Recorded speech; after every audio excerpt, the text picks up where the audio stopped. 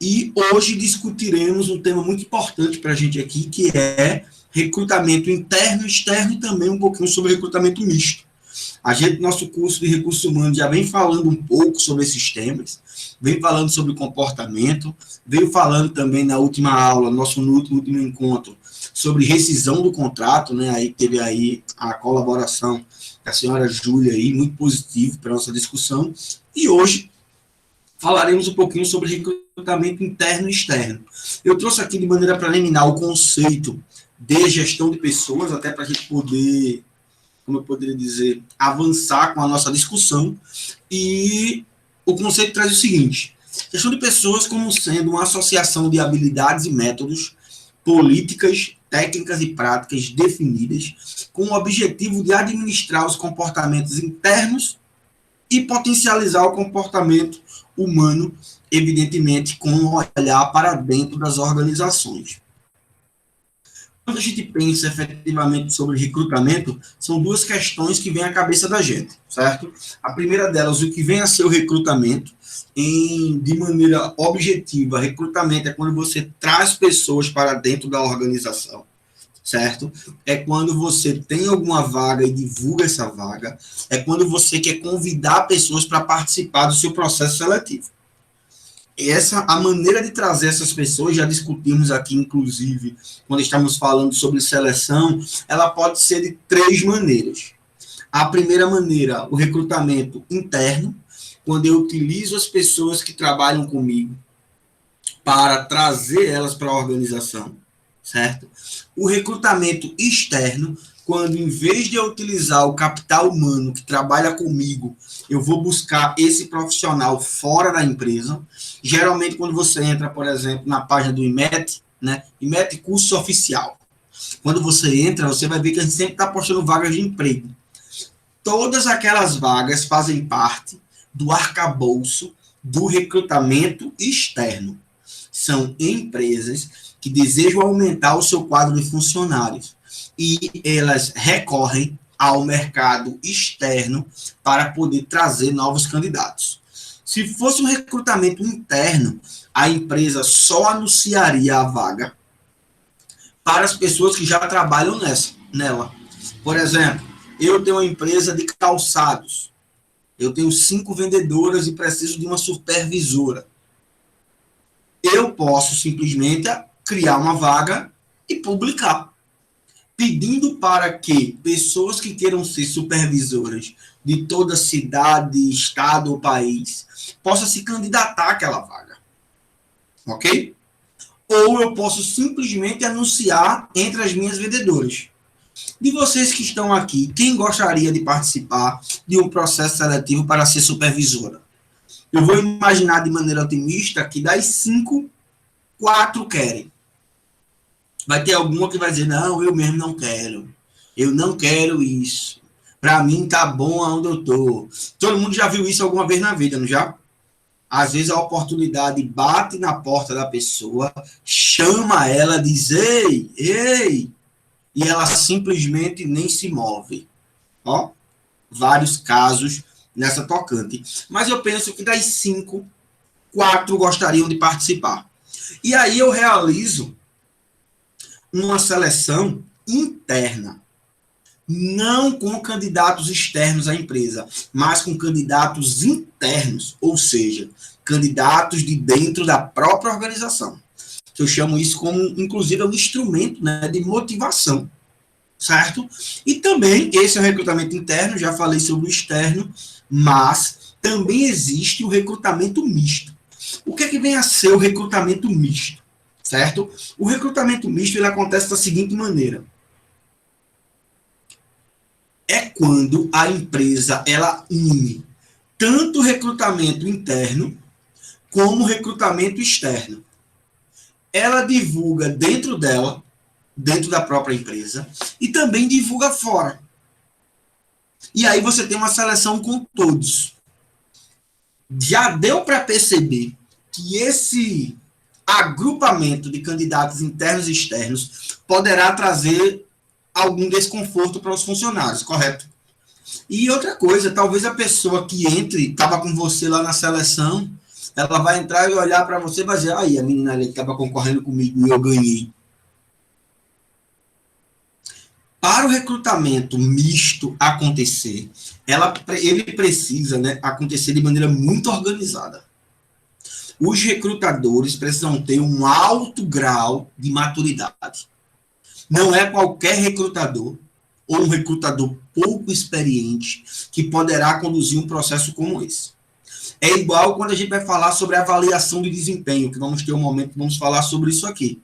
Quando eu for falar sobre avaliação de desempenho, não é qualquer pessoa que realiza uma avaliação de desempenho 360 graus, onde o funcionário avalia o seu gerente, o gerente avalia o funcionário avalia o diretor da empresa, o diretor da empresa avalia o funcionário. Requer um nível de maturidade e complexidade para essas questões, certo? Então, recrutamento é o processo pelo qual uma organização atrai candidatos do mercado de recursos humanos para abastecer seu processo seletivo. Recrutamento é como um processo de comunicação, que tem como objetivo comunicar, divulgar e atrair candidatos para seu processo seletivo. O recrutamento interno, tem aqui o conceito um pouco mais amplo para a gente poder verificar, mas de maneira geral é quando a empresa utiliza pessoas do seu próprio grupo de funcionários. O recrutamento interno ocorre quando as organizações utilizam seus próprios recursos humanos, sem recorrer ao mercado externo, reduzindo assim maiores custos financeiros para a organização, tendo segurança pelo fato de ter conhecimento sobre o funcionário, certo? E também aumentar a motivação dos funcionários de maneira geral. A gente vai ver daqui a pouquinho as vantagens e as desvantagens desse tipo de recrutamento.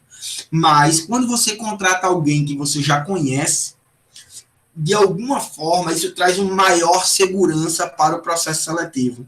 Uma vez que você já sabe, por exemplo, que a Júlia é uma pessoa que está mais presente, que ela geralmente é uma pessoa que consegue chegar no horário, que cumpre com as suas obrigações, é uma pessoa que não tem conflito com outros departamentos. Então, promover uma pessoa, quando você já sabe tudo isso, faz com que o processo seletivo, ao meu olhar, de maneira inicial, seja mais rápido, sem dúvida, certo? E também ocorra de maneira mais eficiente. Então, essas questões ajudam bastante na hora do recrutamento interno, certo? E aqui tem um movimento que aí eu preciso da atenção de vocês para poder compreender esses 3 pontos. A gente tem a promoção, a gente tem a transferência e a gente tem a transferência com promoção. Não entendi, professor, vou explicar com tranquilidade. Temos a ideia de promoção, temos a ideia de transferência e temos a transferência com promoção. Ok? Como funciona? A promoção é um movimento vertical.